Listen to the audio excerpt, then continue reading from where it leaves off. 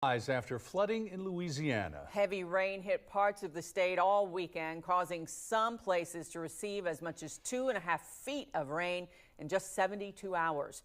Well, that rain is being blamed for 7 deaths. In addition, 12,000 people are living in emergency shelters, and the number of people rescued is now more than 20,000. Officials say this is the worst flooding they've seen since Katrina hit the state back in 2005.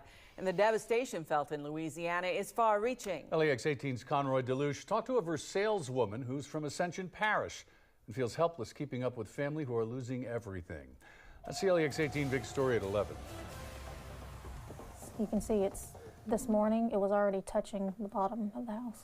Louisiana native Charity Ford is supposed to be leaving for her home state tomorrow for a family reunion in Gonzales this weekend. My mom told me to stay. She said, stay here, there's just nothing you can do.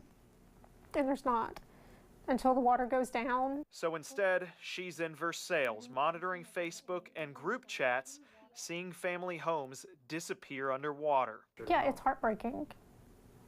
It's heartbreaking. 2 of my cousins, only 2 of them, don't have water yet. So they're all hunkered down in these 2 houses. Dylan Granger, who has family in Lexington, also lives in Ascension Parish and is staying with his wife's grandparents, whose house has become an island in their flooded neighborhood. We're surrounded by 3 foot of water. We basically built a fort with boards and sandbags and are pumping water out that is seeping in, trying to save their house. They have boats standing by in case the water enters their house, but they will ride it out as long as they can. We're going to beat it. We're going to win the battle.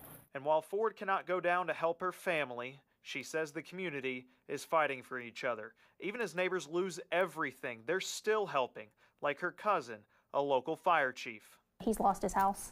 He's flooded. The 2 fire stations have flooded. They're moving operations. They've moved to the high school. He said water's threatening the high school, and when it does, they'll find somewhere else they can go. Covering the news, Conroy DeLuche, LEX 18 News. A Lexington man thought he was helping